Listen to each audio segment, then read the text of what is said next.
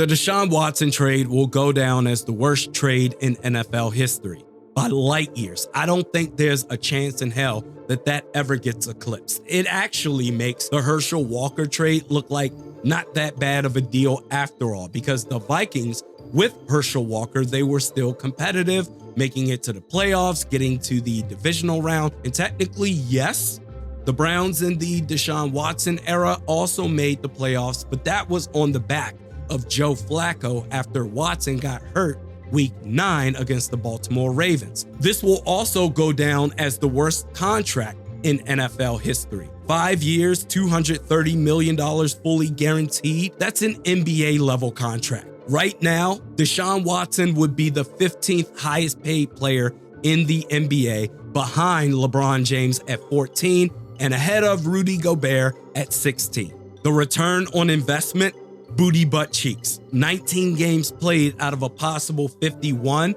a 9-10 record, 19 touchdowns, 12 interceptions, not great.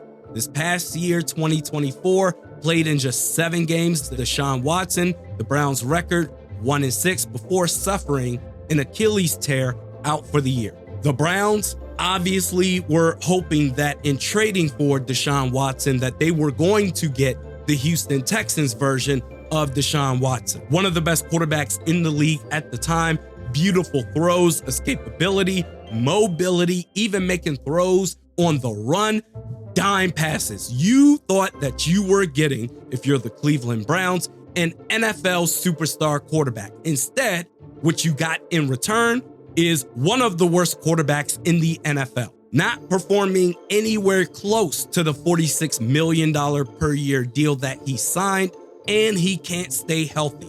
And because the contract is fully guaranteed on top of his poor performance, it is impossible for the Browns to move off of Deshaun Watson. No team will trade for him, and cutting him will only result in the Browns taking on a $173 million dead cap hit. It is actually the most fiscally responsible thing to do to keep Watson on your roster and see the contract through. And it's not just the financial prison that sucks for the Browns, even though they did it to themselves, but also the very mere presence of Deshaun Watson with the team was a burden for them. This coming from Jason Lloyd of The Athletic saying, quote, "Players told me there was a constant heaviness surrounding Watson in the locker room, and that they felt a different energy in the building upon his departure after his Achilles injury in October. A couple of veterans told me it felt like a cloud had been lifted." And from a viewer's perspective, watching Browns games, I'm a firm believer in the communication of body language. Watching Deshaun Watson play football for the Cleveland Browns gave off the vibes that he was just uninterested, scared, deer in the headlights, lethargic, that he would rather be anywhere else in the world but playing football. And as a quarterback, the leader of the locker room, all 52 players are locked in on you. Watson looked like a guy that just showed up to collect checks and go home. And the Jason Lloyd piece makes sense because that negative energy trickles down to the rest of your teammates, your coaching staff, maybe even your front office. There is the old cliche saying in the sport of football, hey, man, this coach or this player motivates me like crazy that I'm ready to run through a brick wall for this guy. Well, as a football fan,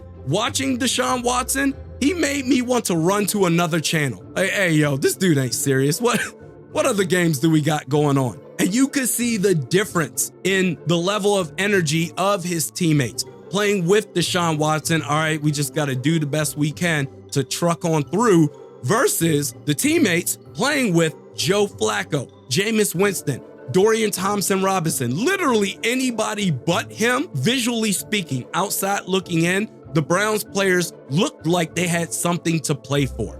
But 2 years left on his deal. We can't get out of it. Hopefully he bounces back in 2025, except he suffers a setback in his recovery, re-tearing his Achilles, requiring a second surgery on that same Achilles, and his season 2025 is in jeopardy. Although After a recent Instagram post by Deshaun Watson showing him not in a walking boot, there's speculation that the Browns could look to investigate to see if the re-injury of his Achilles is due from violating his rehab protocols. This coming from Over the Cap saying, quote, regarding Watson, if the Achilles injury occurred under normal rehab directed by the team, his contract would still be protected. If the injury was a result of something he was not supposed to be doing, his guarantees would be at risk either now or by the summer. And we also got commentary on that possibility from former Packers executive Andrew Brandt saying, quote, at issue to me is $92 million. Can the Browns get out of that with some kind of NFI? And the bigger issue is, even if they can, will they? Because, reputation matters. I can promise you, Andrew Brandt, that the Cleveland Browns would not take a negative hit to their reputation if they can find a way to void the contract of Deshaun Watson. In fact, just spitballing here, I strongly believe that the vast majority of football fans are rooting for the money-hungry billionaires for the first time. We actually feel bad for you, Cleveland Browns. We're rooting for you. All we need to do is find some footage, surveillance of Deshaun Watson doing some MMA training or working out to Taibo videos. But of course, that's speculation, and assuming that doesn't happen, in a weird way, with Watson re-injuring his Achilles and his 2025 season being in jeopardy, it gives the Browns an out that they, I'm sure, have been looking for forever, that they can now move on with their new franchise quarterback. It's not going to give them freedom financially. They're going to have to continue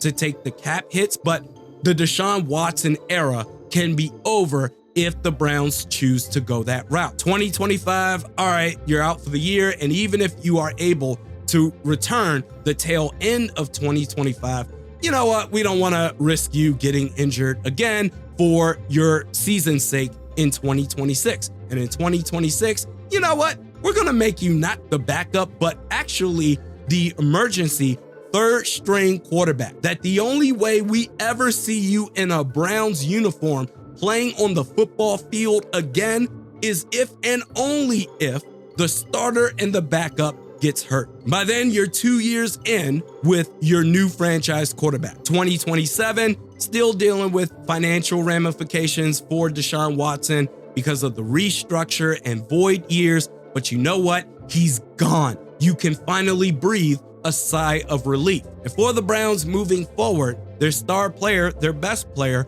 Myles Garrett, based off of his recent comments, seems to suggest that he is down for requesting a trade, but he really wants to do everything possible to stay in Cleveland because they gave him his opportunity in the league and he wants to return the favor as best as he can. Said that he also spoke with Andrew Berry, Browns GM, saying, what can we do to go from rebuilding to winning football games? And the answer is quite simple, that you need massive improvement at the quarterback position. You do that and you'll be in good shape. We saw it with Joe Flacco. You saw it with bits and pieces with Jameis Winston, even though it fell apart. But if you get competent quarterback play, you'll be fine. Otherwise, you have to go into rebuild mode. Denzel Ward, Brown's teammate to Myles Garrett, said the exact same thing, saying, quote, we've got a good team for real, but we've got to solidify that quarterback position. I don't think we're too far off. We just need to solidify that position. And between Deshaun Watson and Dorian Thompson-Robinson, the Browns have $74 million tied up into the quarterback position in 2025. That the only way that they are going to win games and be competitive, if you want to appease the wishes of Myles Garrett, is that you have to make that replacement at quarterback in free agency, because drafting a quarterback pick number 2 is going to take him some time before he can get acclimated to the speed of the NFL game and starts to become the best version of himself. So in free agency, you can go after what's reportedly expected to happen, that the Falcons are going to cut Kirk Cousins, according to Adam Schefter. Even as bad as he has played this year to get benched for the rookie, I think that the Browns will be in much better shape. Quite frankly,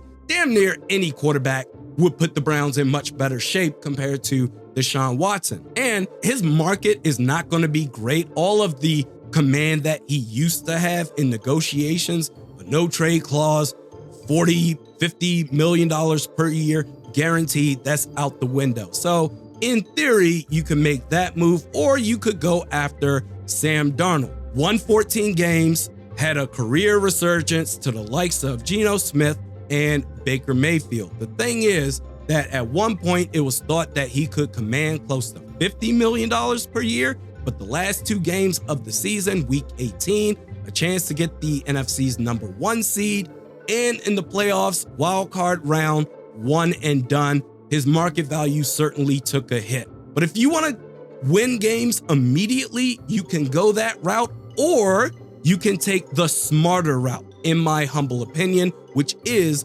draft the quarterback at pick number 2. Cam Ward or Shadur Sanders, whoever is left after the Titans make their pick, take that guy. That's what I would do. That is what I believe is the best path to take if you're the Cleveland Browns. But if Jason Lloyd's report is any indication, the players, they'll be happy with anybody not named Deshaun Watson. The Browns have a chance to address the quarterback either for the next couple of years or for the future.